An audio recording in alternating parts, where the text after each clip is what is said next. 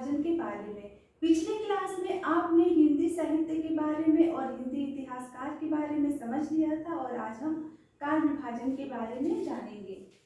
दोस्तों, पिछली क्लास में जैसा कि मैंने आपको बताया था कि जो गार्शा दत्तात्रेय थे वह हिंदी साहित्य के पहले इतिहासकार थे, यानी हिंदी साहित्य का पहला इतिहास गार्शा दत्तात्रेय ने लिखा था। तो उन्होंने कोई काल विभाजन का विशेष प्रयास नहीं किया था, न ही शिव सिंगर सिंह ने किया था। और काल विभाजन अगर ग्रेसन ने भी किया था तो उनका काल विभाजन वैज्ञानिक नहीं था।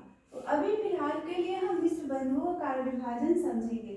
उन्होंने आरंभिक काल को दो काल में बांटा था, पूर्वारंभिक काल और उत्तरारंभिक काल। पूर्वारंभिक काल का समय दिया था उन्होंने 1700 लेकर 1343 ईस्वी और उत्तरारंभिक काल का समय सीमा दिया था 1314 से 1444 ईस्वी। इसके बाद माध्यमिक काल आता है। इसे फिर उन्होंने दो भागों में बांटा था, पूर्वा माध्यमिक काल और प्रौढ़ माध्यमिक काल। पूर्वा माध्यमिक काल को 1445 से लेकर 1560 ईस्वी तक और 1561 से लेकर 1680 ईस्वी उन्होंने प्रौढ़ माध्यमिक काल को माना था। फिर उन्होंने अलंकृत काल के बारे में लिखा, जिसे दो भागों में उन्होंने बांटा था। 1681 से लेकर 1790 ईस्वी उन्होंने पूर्वालंकृत काल का समय बताया था और उत्तरालंकृत काल का समय सीमा उन्होंने दिया था 1791 से लेकर 1889 ईस्वी। फिर उन्होंने परिवर्तन काल बताया 1890 से लेकर 1925 ईस्वी और वर्तमान काल उन्होंने लिखा था 1926 ईस्वी से अब तक। तो दोस्तों, ये जो मिश्र बंधुओं का काल विभाजन था इसे भी तर्क संगत और वैज्ञानिक नहीं माना गया, क्योंकि उन्होंने किसी भी कालखंड को एक जैसा नहीं रखा है। उन्होंने सभी को अलग अलग बांट दिया है और जहाँ तक परिवर्तन काल की बात है यह भी तर्क संगत नहीं साबित होता है। अतः इसे बहुत विश्वसनीय नहीं माना जाता और वैज्ञानिक और तर्क संगत नहीं माना जाता है। अब हम आते हैं आचार्य रामचंद्र शुक्ल के काल विभाजन पर। इन्होंने वीर गाथा काल की समय सीमा संवत 1050 से 1375 ईस्वी बताई थी। भक्ति काल की समय सीमा संवत 1375 से 1700 ईस्वी बताई थी। रीति काल की समय सीमा संवत 1700 से लेकर 1900 ईस्वी और गद्य काल को उन्होंने संवत 1900 से लेकर 1984 ईस्वी बताया था। दोस्तों, अब यहाँ प्रश्न ये उठता है कि जहाँ पर अगर हम काल विभाजन की बात करें तो वीर गाथा काल, जहाँ जिसे हम आदि काल भी कहते हैं, तो उसे इन्होंने वीर गाथा काल क्यों कहा? वीर गाथा काल कहने का कारण यही था कि इसमें इन्होंने देखा कि यहाँ वीरता का ज्यादा वर्णन हुआ है। जो चारण थे वो वीरता का गान करते थे, इसलिए उन्होंने वीर गाथा काल नाम रखा। और भक्ति काल उन्होंने इसलिए रखा क्योंकि इसमें भक्ति की प्रधानता थी। रीति काल का नामकरण उन्होंने इसलिए किया क्योंकि यहाँ पर रीति निरूपण जो ग्रंथ थे उसका जो है रचना हुआ था, इस वजह से इन्होंने रीति काल नाम रखा था। और गद्य काल में उनका कहना था कि इसमें गद्य की रचना हुई थी, इसलिए इस काल को गद्य काल कहना उन्हें उचित जान पड़ा था। बहुत सारे जो आगे के विद्वान हैं उन्होंने वीर गाथा काल पर आपत्ति की थी, क्योंकि उनका कहना था कि जो वीर गाथा काल है उसमें जो वीरों की रचना हुई है वो प्रमाणिक नहीं है, अतः इसे वीर गाथा काल कहना उचित नहीं है। फिर भी कुछ हेरफेर करके इसे अपना लिया गया और इसको कुछ लोगों ने वीर गाथा काल को आदि काल का भी नाम दिया।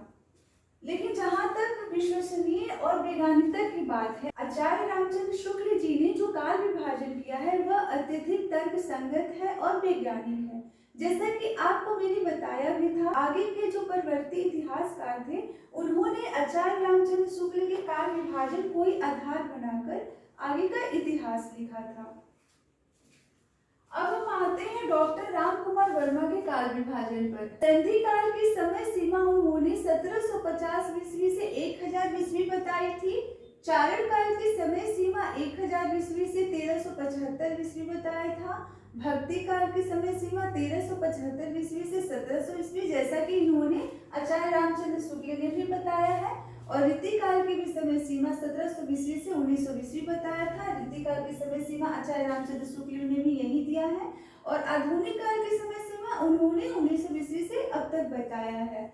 तो इन्होंने जो चारण काल नाम रखा है इसे वीर गाथा काल, जिसे आचार्य रामचंद्र शुक्ल कहते हैं, यह उसका ही मिलता जुलता रूप है, क्योंकि जो चारण होते थे वह ही वीरता का गान किया करते। तो इसलिए जहाँ पर आचार्य रामचंद्र शुक्ल जी ने वीरगाथा का नाम दिया, इन्होंने इसे चारण काल का नाम दिया।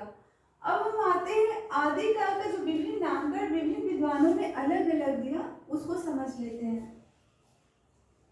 आचार्य रामचंद्र शुक्ल जी जो है आदिकाल को कहते हैं वीरगाथा काल।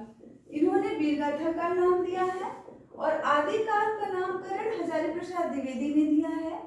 चारण काल डॉक्टर राम कुमार वर्मा कहते हैं और आदिकाल को बीज वपन काल का नाम रखा महावीर प्रसाद द्विवेदी ने और सिद्ध सामंत युग कहा राहुल सांकृत्यायन ने आदिकाल को। यानी कि आदिकाल के विभिन्न नामकरण दिए गए हैं और सभी विद्वानों ने इसे अलग अलग नामों से पुकारा है।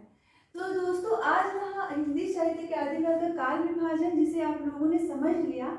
और परीक्षा में बार बार यह प्रश्न पूछता है कि आदिकाल का जो नामकरण है वो किसने किया था, या आदिकाल का अन्य नाम क्या है, या फिर महावीर प्रसाद द्विवेदी हो या राहुल सांकृत्यायन, उन्होंने आदिकाल को किस नाम से पुकारा है। तो यह आपको जानकारी रखनी पड़ेगी। साथ ही काल विभाजन के बारे में भी समझना पड़ेगा कि वीरगाथा काल किसका नामकरण दिया हुआ है। तो आप जानकारी के लिए आपको पता हुई क्या है कि आचार्य रामचंद्र शुक्ल ने आदिकाल को वीरगाथा काल नाम दिया है। अब नेक्स्ट क्लास में दोस्तों हम आगे आदिकाल के बारे में समझेंगे, जहाँ उसकी परिस्थितियाँ क्या थी, सांस्कृतिक माहौल क्या था, राजनीतिक माहौल क्या था, आर्थिक परिस्थितियाँ कैसी थी, साहित्य का युग कैसा था, इसके बारे में जानकारी प्राप्त करेंगे। और घर बैठे अगर आप बहुत अच्छे से तैयारी करना चाहते हैं नीट जेआरएफ हिंदी की, तो आप स्टडी मटेरियल अवश्य ऑर्डर करें।